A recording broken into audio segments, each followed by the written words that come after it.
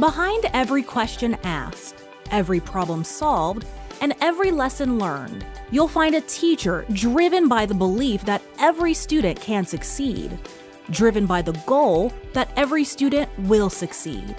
With these 5, we see educators who have gone above and beyond in intentionally implementing strategies that work. So much so, you can see the evidence in their classrooms, in their data, and in their students. An average teacher tells, a good teacher explains, an excellent teacher demonstrates, but an outstanding teacher inspires.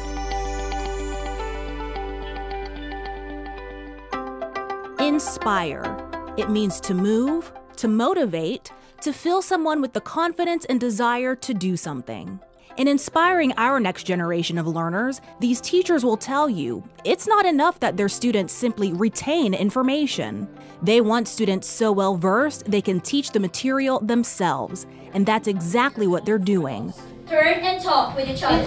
By incorporating student-centered groups into their daily routines, students are proving how well they know the content and how well they can communicate it. I stay away from the board. I just want to listen to them talking to each other about their strategies, because each of them have different strategies. I got A/B. So a lot of times when you come in my classroom, you'll always see them working in groups. So I think having them work together gives them the ability to share and explain things. And sometimes kids can explain things better than you can.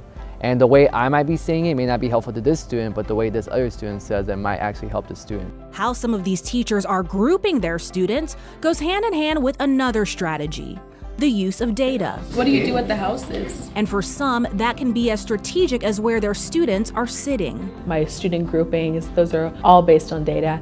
And it helps me because I know my students' data so well. So as I'm looking at their groups, I know why they're sitting there, and I know why they're sitting with who they're sitting with. By tracking their students' performance, teachers can zero in on the concepts that need more attention. But the data isn't just for the teacher.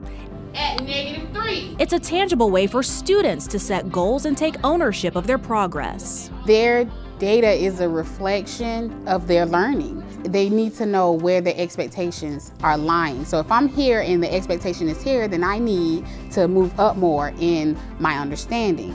Each of these educators will agree, great instruction isn't just about numbers and data. It's also about connecting content with engaging and memorable activities built around foundational concepts. The more enthusiasm they can show, I need your arms to stay straight. The more responsive their students are to the material. Taking what you know and putting it into action and letting them know the importance of what you teach. If you don't take it serious, like if I thought that it's just health, they would think it's just health. It's not a big deal. I strongly believe in being your biggest cheerleader when it comes to whatever you teach. Some of the lessons are kind of boring, so what do you do as a teacher, to make it exciting and fun for the students, So my teaching style is just changing, just to meet the needs of these students. Indeed, what takes place inside each of these teachers' classrooms is critical to their student success. But of equal importance are the relationships they strive to build and maintain. Visiting, their neighborhoods and where they're living, visiting their families, sharing dinners, all of that's really important. For me, I've seen it contribute greatly to their success because when someone feels seen and cared about, you want to do better. Sometimes when you talk to kids, you'll find out I could care less about school. I have so much more going on at home, especially where I teach. So we have to be willing to show them that you can make a difference just because that's where you come from. It doesn't mean where you have to stay. You can be bigger and better than what you are already. No matter what school they're in or what subject they teach, each of these educators agree there's one thing that will always be key to their methodology. Times width. And that's to set the bar high every single day. All students are capable of succeeding, all students are capable of achievement, and I think that at the end of the day, kids will meet those expectations. They'll rise to meet them as long as they know that they're set. I don't believe in having low expectations.